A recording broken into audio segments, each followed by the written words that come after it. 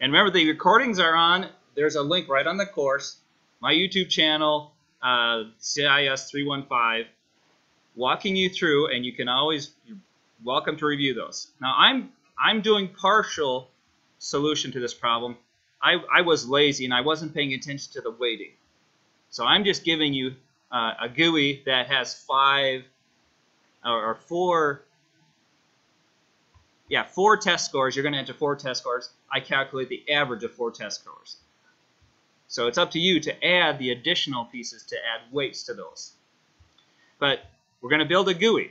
Now I thought, for this problem, there's 2 other GUIs that you're going to build, and rather than have 2 other projects, I'm going to show you how we can put all this in one Java file. Because it's so small, we can make one project rather than 3 projects and have to pack them all together. And it's going to be just one Java file, just because it's small enough. So I'm going to go over here and start a new project. I'm going to do this completely from scratch, just to show you have the hard copy. And the thing is, when you have the completed program, you read it kind of top to bottom. But the building of it, you don't build it from the top. You build the pieces. So I'm going to show you how, as I think through this, and I'm hoping it'll make sense to you as you think through that and read that hard copy. And I didn't give you a online copy because copying and pasting, you're not learning the code. Even just retyping someone's code, giving to you hard copy, you're learning it a little better than select paste. This makes you walk through it. And that's a great way to learn coding. When I was first interested in programming, there's this magazine called Byte magazine. It was about a ½ inch thick magazine, and mostly just code printouts. And it's at the start, the programmer would write, here's what I'm writing. I'm writing a chess game. And he'd talk through the code. And just reading through that, typing it in, I learned a lot of stuff without even having to study the book. I just started typing it in, and you just start figuring out, oh yeah, when I type that, this does this. So this is kind of that kind of thing. So your taste of a Byte type magazine. So I'm going to create a new Java project, and I'll just call it Manning Chapter 6 Exercises.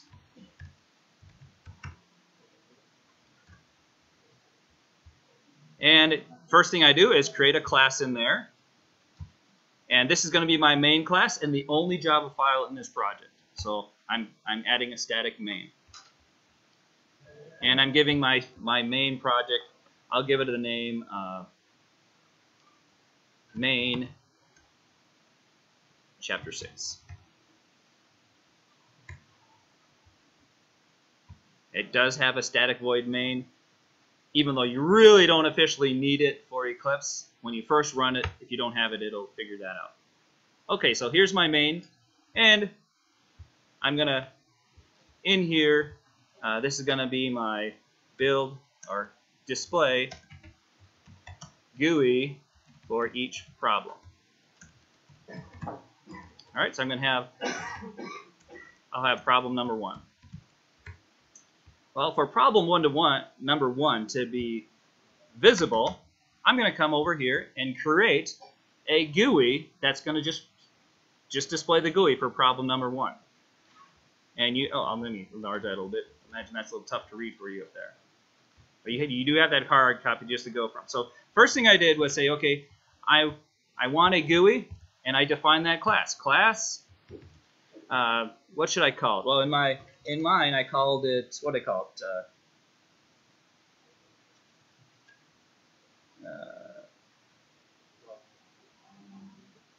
Where did it go?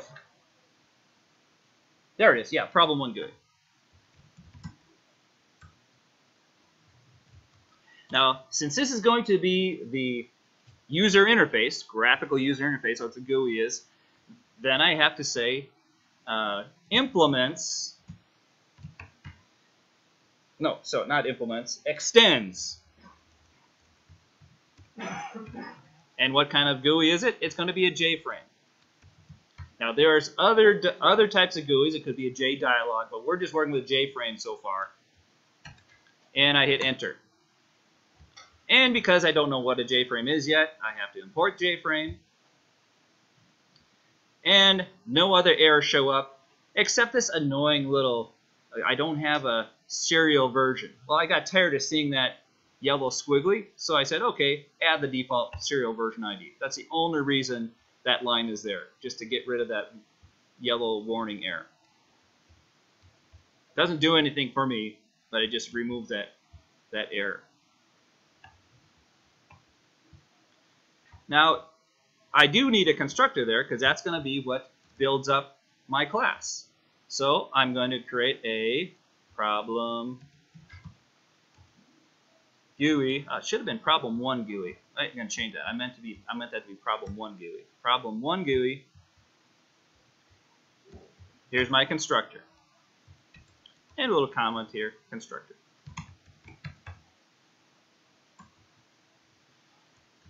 Now I'm just going to do the basic things of creating my, first thing I want to do is create my, or set up my title, right? We're setting the title and the size.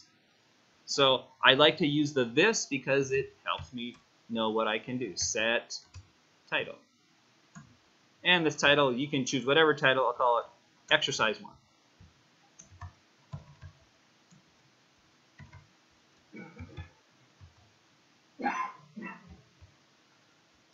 And I'll set a size for this. This.set size. Notice there's multiple ways of setting size. I'll use that first one, width and height.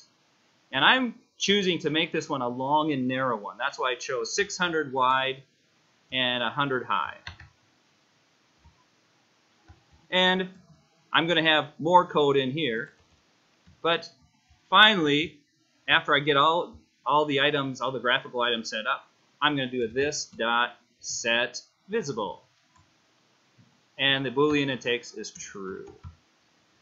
Notice, if I have multiple JFrames as I'm making my program function, I could have buttons that set the visibility of other frames true and false. So I could have other frames all set up, and when I click a button, its action could be simply to set the visibility of another window to be true. Now this is where I'm going to stop just to make sure I have it working the way I expect. Down here in the main, here's where it gets a little bit strange.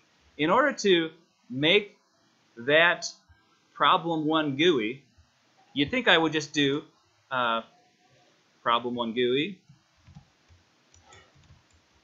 I'll call it P1 equals new problem 1 GUI. Call the constructor. And I get an error there, and it says, oh, this strange error, and I have to stare at this for a while. No enclosing instance of type, blah, blah, blah, blah, blah. I don't know what that means. I finally figured out that I have to put my main class here. I had to do, you see my answer down below. I have to actually name my main class, which was a problem. Where did C6 come from? Yeah, I have to have a new main class before I can call a new P1. So I had to do two things here to get rid of this error.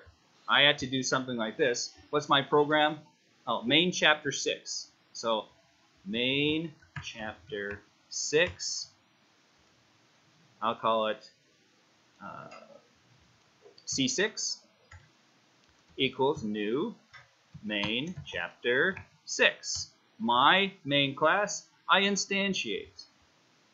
And I got get things spelled right in order to get it to work.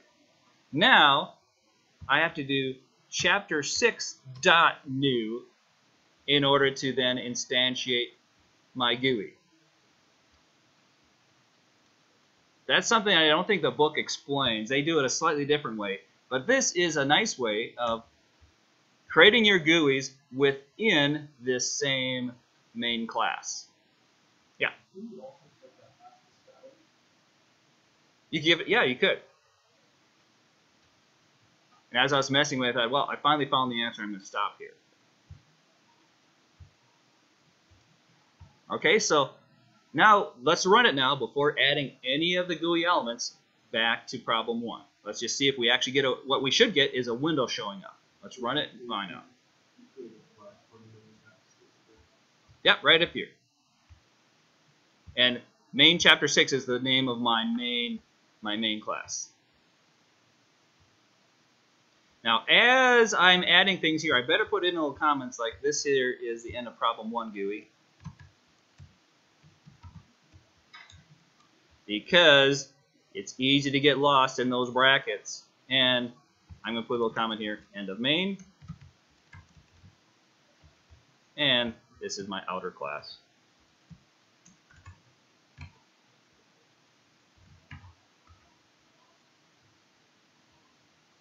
Okay, if you haven't run it yet, let's run it, see what we get. I should just get a long, narrow window, no graphical elements in there. Haven't added them yet.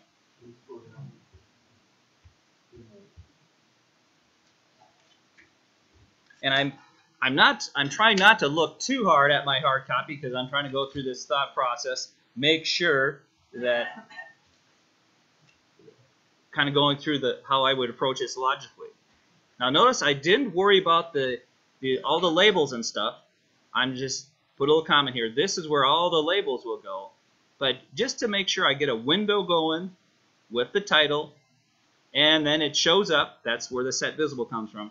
Now I can come back here and start adding my graphical elements.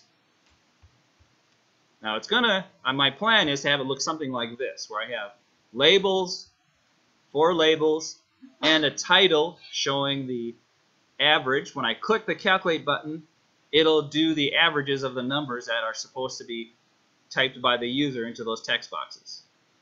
I haven't shown any error checking here. That's something you're going to have to do.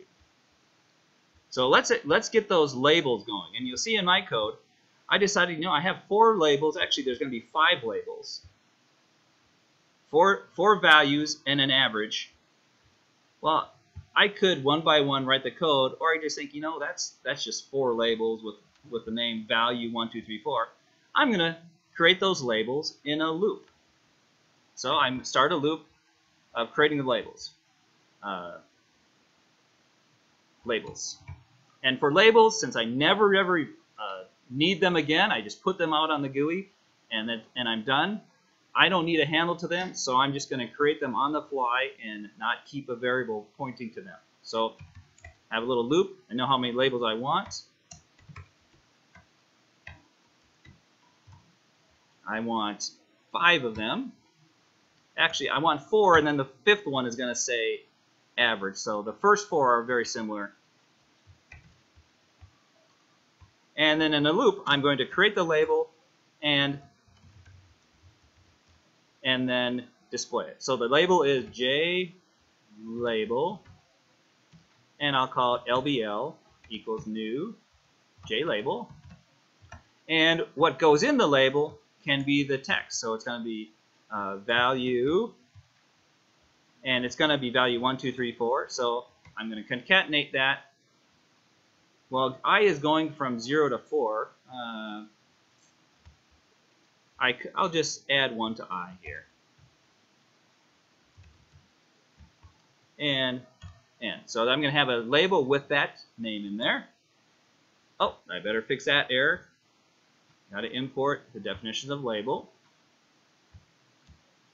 Now, before I can have the label placed up there, I remember, oh, I need a pane to put all these things in here. Remember, I have a window, but before I can add graphical elements, I need to add it to my pane. So I have to come up above this, and remember, I have a container.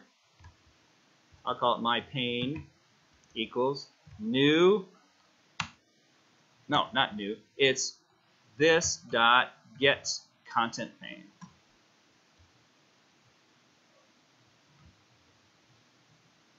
And I have to include the definitions of a container. Now I can start adding things to my pane. And I have to remember also that depending on how I set the layout of that pane will determine how things get placed. So I have to go back and do my pane dot set. What was it? Set layout manager, set layout, and new grid layout, right? New grid layout, and I have to tell it rows and columns. And my plan is to have 2 rows and 6 columns. And we'll find out that as you add things, it behaves kind of interesting. It doesn't always do what you expect. Essentially, you can add more than 12 things to that grid layout, and it will just pack them in to fit 2 rows. And as I was playing with this, I was actually adding like 20 different labels just to see what would happen. The grid layout forces you to have this many rows. The column number, it's like a suggestion. As you add more, it'll just pack them into 2 rows. And we'll find that out as we add these things. Yeah? Why did you put I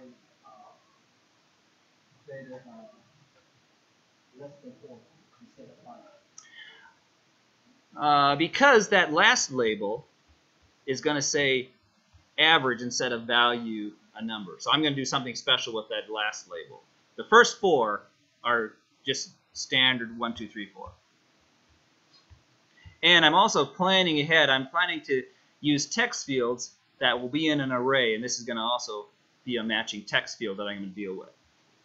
Okay, so now we have the label created, but in order to get them to appear in the window, I need to do a myPane.add. And the component will be that label I just created. Now at this point, my label should appear if I run it. Let's find out. Another test run.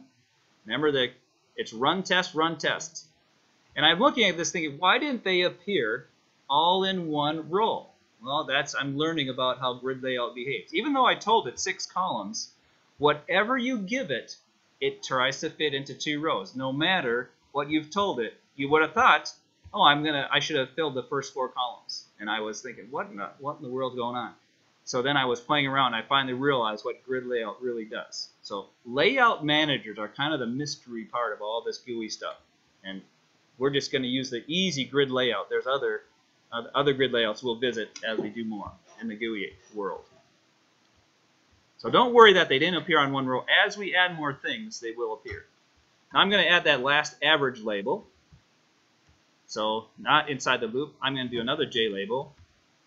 Actually, I'm going to show you the shortcut way. Since I don't care to keep a copy, a reference to it, I can just do this. myPane.add new J label average. Since I don't care to keep a variable, I didn't even have to create a variable with a name label. If all I want to do is create a label, put it in the pane, and I'm done, I can just do this, one-liner, and you'll see this in other code. Let's verify that that label with average shows up. See how that just showed up? As a label. So I don't have to create a variable. If I just know, I want to create a label here, here's what goes in it, I'm done. This is a nice one-liner. So now I'm done with my labels. I'm going to come back later and add a button. But let's first get our text boxes to work. And we have to think about this. When we click the button, the action for the button is going to have to be get information from the text boxes and calculate an average.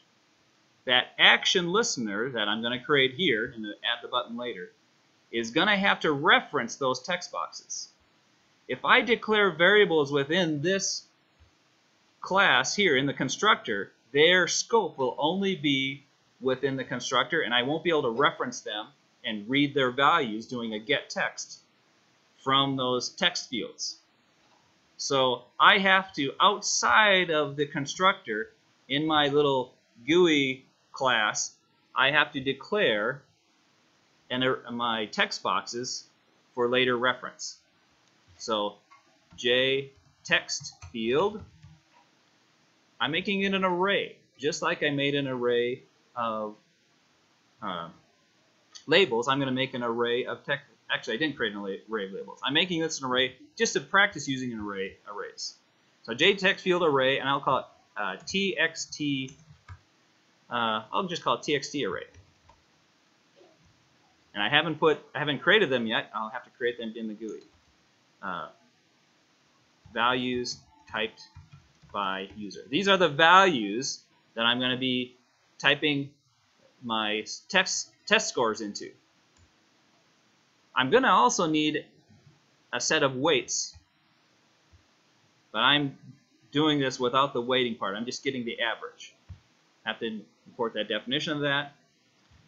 And I'm also going to need a place to store the answer. I guess I could just store that in that. No, I'm going to treat the answer text field special. JTextfield. I'll call it txt average. And that's going to display the answer, the weighted average. At this point, I'm just displaying the average. It's also an array. Nope, it's not an array. That one's just one special text field. I'm treating him special because that's where I'm writing the answer, and he's going to have a different characteristic. I could have just thrown him at the end of the array, but since I'm treating him special, I'm making a separate variable for him. All right, now that I know I have this array of text fields, while I'm creating the label, I'm also going to create my text fields. So txt array, right here where I'm creating the labels, create a matching text field, and it's going to be JTextfield. Sorry, I already have text it. txt array bracket I equals new JTextfield.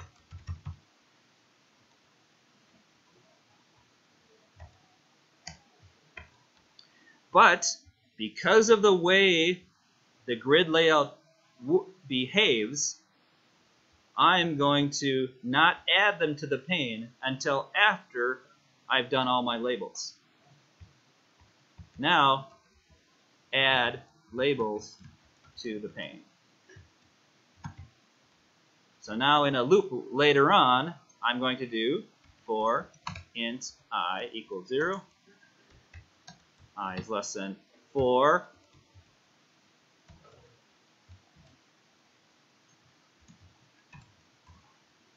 sorry, these aren't labels, these are text fields. I'm going to, let's see, they're already created. I'm going to do my pane dot add, and then the component will be txt array bracket I.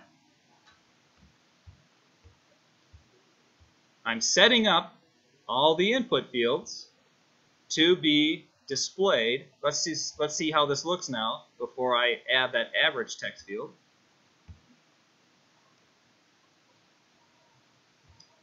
And that's not it. What happened?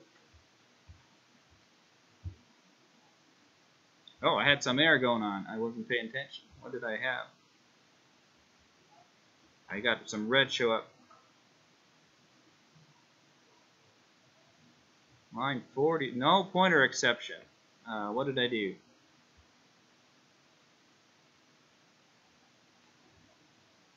Line 44.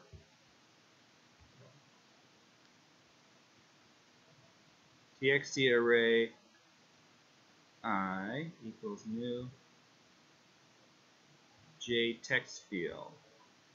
What's wrong with that code? Better check what I had. What did I do wrong here?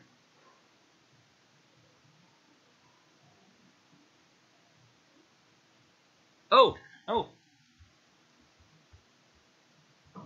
I haven't filled the array with anything. I've made an array, but I haven't made room for anything yet. See here, I've declared an array, but I haven't made room for it. Up here,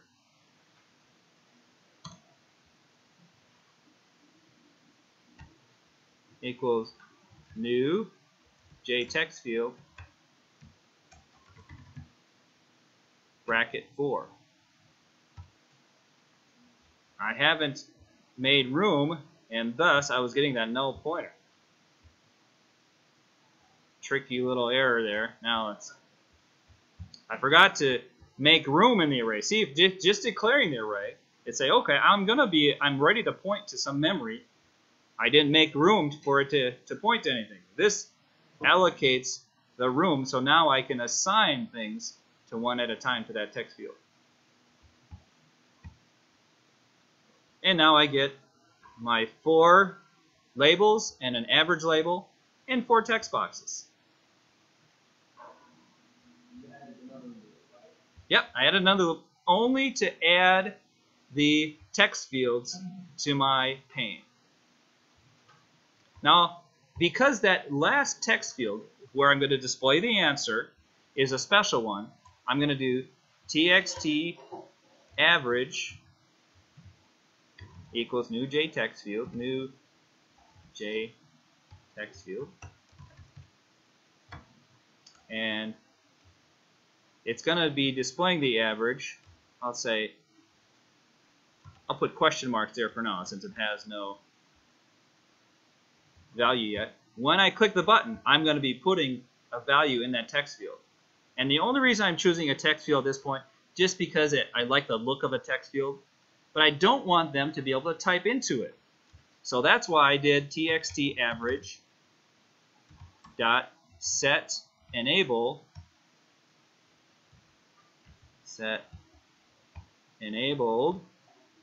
to be false. No writing.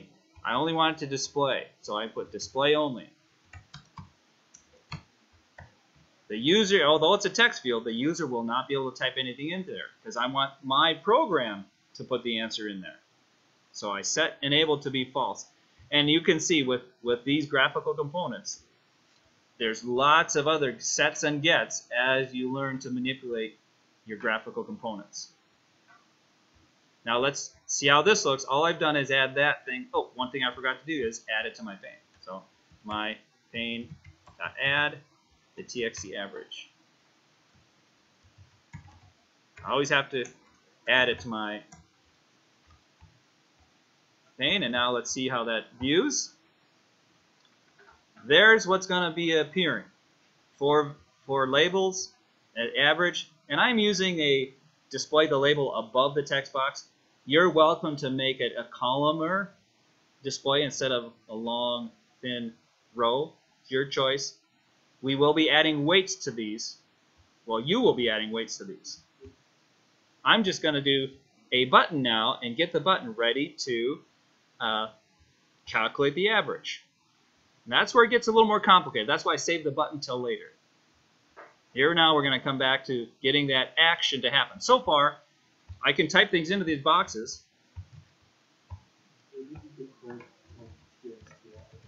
Right underneath the array of. Next time I do a printout, I think I'll try to make sure it prints out line numbers too, so I can refer to the hard copy. Yeah, up here at the top, I declared it as its own little text field, txt average. So I have an array of text fields and the one txt average because I'm treating him special. Now another thing I'm doing with these text fields is if I'm typing numbers in, it's annoying that they are aligned on the left. I want them to be aligned right because that's how I expect to see numbers in a text box. And that wasn't as easy as I thought. I had to do a little hunting around, but I finally found out that I can do, as I'm creating these text fields, I can do txt array I dot set horizontal alignment, and I had to hunt down for what actual value to put in there, and it's this special thing called a swing constant. So set horizontal alignment, and it wasn't obvious at all how to find this. I just finally searched online, text field align right, and I came with the answer swing dot constant. Oh, I have to have capital S. Swing dot, maybe it'll figure it out. Swing constants dot, and there it is, right. So this swing constants dot right, that wasn't obvious how to find out just by finding someone else's example, and I have that in the hard copy as well. this aligns the text to the right. And I want to do the same thing with that average that I display. So where did I create the txt average?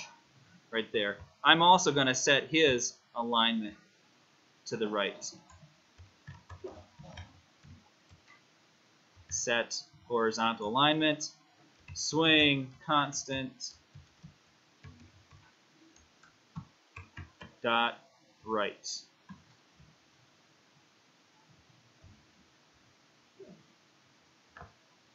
Now I have the GUI set up. The things are aligning a little better now. Right align for numbers. The only thing left now is to add a action. I can type to my heart's content, but I'm never going to get an answer because there's no button to say, okay, now show me the answer. Now we're going to add that button. Everyone good up till now? We built the graphic. Now here's where the action comes. And you have to remember how to do this. And remember what you're doing. We can create the button. That's easy enough to create the button. So let's go ahead and create the button and then figure out how to add the action to it. So adding the button, since we don't need to refer to the button any other time, I can just do J button. Actually, I can do this. Let's do the lazy way. My pane. No, we do need a variable because we need to set some properties. Sorry about that. J button btn. We'll just call it btn go equals new J button, and I'll say calculate. The J button, and now we have to hover and bring in the import for J buttons. This is the point where I have to, before the button does anything, I'm going to have to add an action listener. Well, I don't have an action listener yet. I've got to go create one. And then I'm going to do button go.add action listener. Well, here's where I define my action listener right here inside of my problem 1 GUI. And you see the definition of that towards the bottom there. Where is that?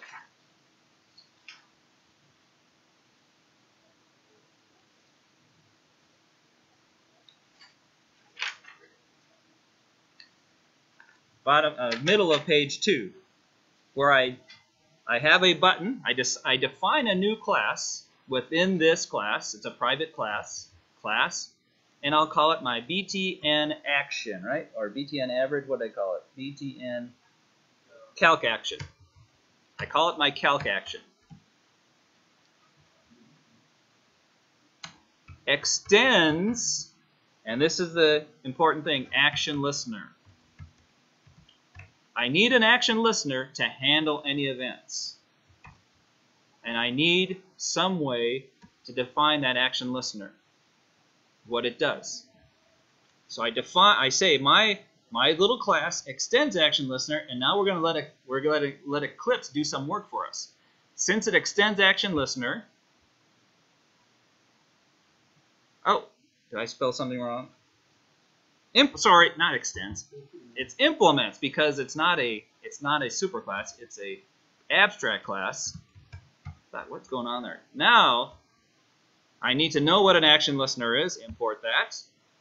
And now, since it implements an abstract class, that means an abstract class says, here's what functions have to be in this class called action listener.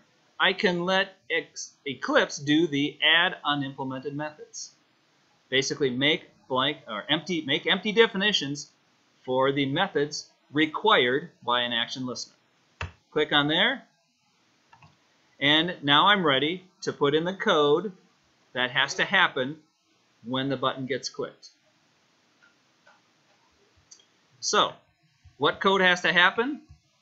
In this case, read the 4 values from that txt array, sum them, add them together, add them up, and then divide by 4 for the answer, average. Now, if we're going to do the weighted average, we would be also multiplying by the weighting factor. But for this lazy version, I'm only doing the average. I'm hoping you can see where you would put in read the average or read the weights as I do my multiply. Notice, because I made that text array a public variable, I can now do a loop for int I equals 0, I is less than txtArray.length, because I might change that from 4 to some other length, I++. And what am I going to do? But I'm going to be adding its value to my average. So I better have a result here. Let's declare double average equals 0 at this point. First thing I have to do is add one by one the values of what's in each of those text array elements. Well, they're text fields. So I'm going to have to do something like this. Average plus equals, I'm going to add to average txtArray.getText will get me the text that's in there. But to convert the text, I'm going to do this crazy little double method called double.parse double that takes a string as its argument, and the string is going to be the text that's inside of that each text array element, txtArray bracket I dot get text.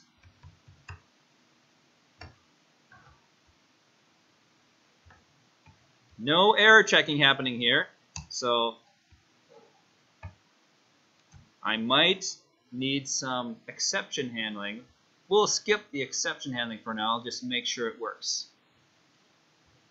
So this took a little bit of thinking through, how do I convert what they've typed in that box into a double so I can add it, assuming they've typed something in that can parse to a double and doesn't generate an exception. Let me put a little comment here. May need error check.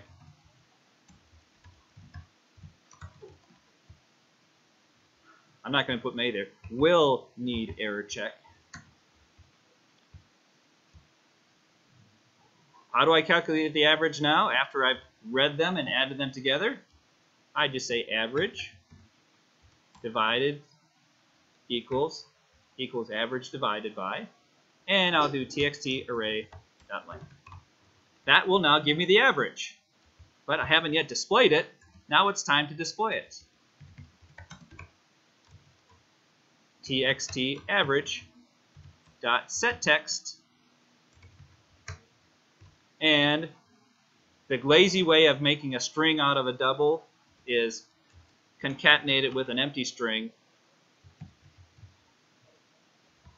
If I just put average there, you'll see it complains. I don't know what to do. Change to set caret. No.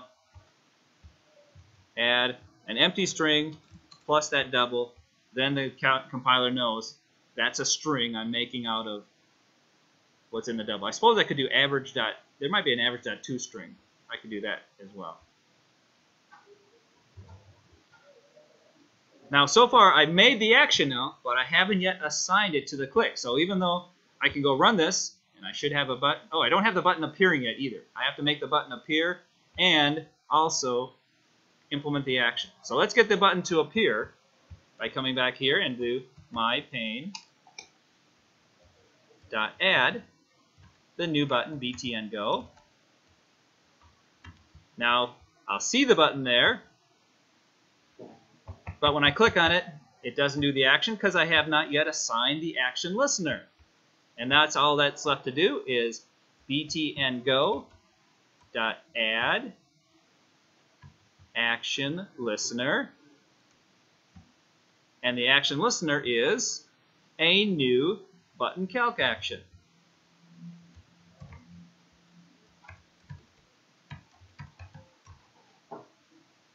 I don't need to make a variable. I can just send that as a parameter to add the action listener. That is the hook to make, when I click this button, call this code by simply constructing a new button calc action. And when I run, let's see if it works. Calculate. Well, let's put some numbers in here to actually calculate. 1, 2, 3, 4. Calculate. And I get the average calculated.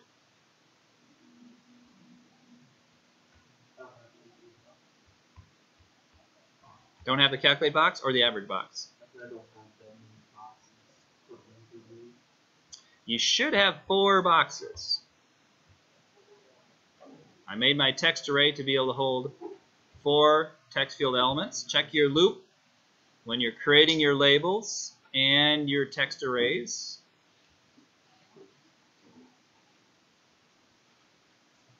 Now this may not look exactly like the hard copy, but this is just walking you through that thought process of creating that code. I'm hoping and having the hard copy there with you, as well as seeing the thought process as first I created that window, then I started adding the labels and the text boxes, had the placeholder for the button, and finally created that button calc action handling the event. Oh, that's right. I didn't set the close on exit, and I can do that because I thought, I'm going to have other problems here, so I don't want to close my code because I'm going to want to have problem 2 and 3 here as well. So I decided not to have exit on close. I could have a separate button, or I can just click the red box. So what you're going to need to add then to this is the GUI for problem number 2 and 3.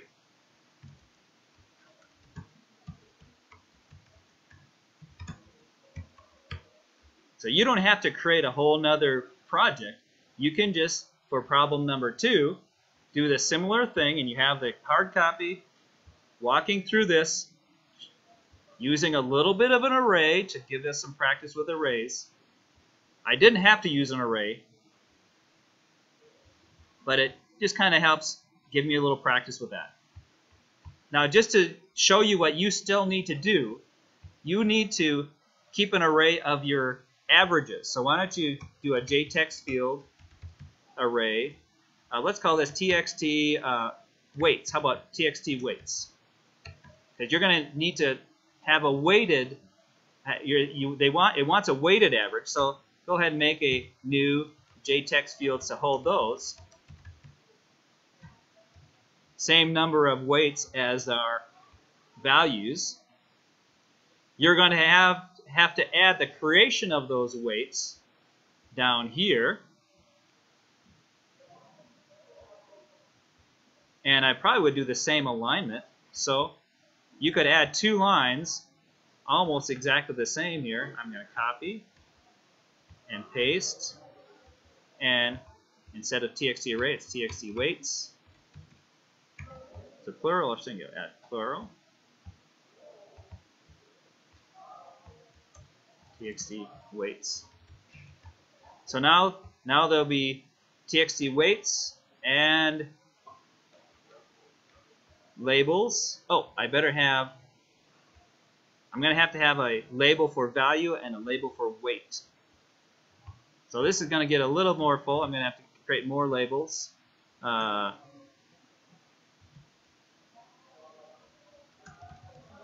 call it LBLW equals new J label, and it's going to be weight plus whatever number weight it's going to be. And as I add each label, I'll call that, I add not only the value label, but the weight label. Now this isn't going to quite look exactly right. Let's see how it looks so far. I'm going to be missing the text. Let's see how I have multiple weights and values, and see how it's packed it in to 2 rows. If I come back and add the holders for the text fields, this will line up again. So just a quick taste of what you need to do. You'll still need to add, if I want to display the text weights, I'll be putting that over here. So I'm hoping this gives you a good start on the exercises for Chapter 6. Send me any emails. Although I will be gone Friday, Monday, and Wednesday, there is class. There's a test Friday. I have a proctor arranged. Monday, we might have special video conference if all the technology works. So we'll have a great day.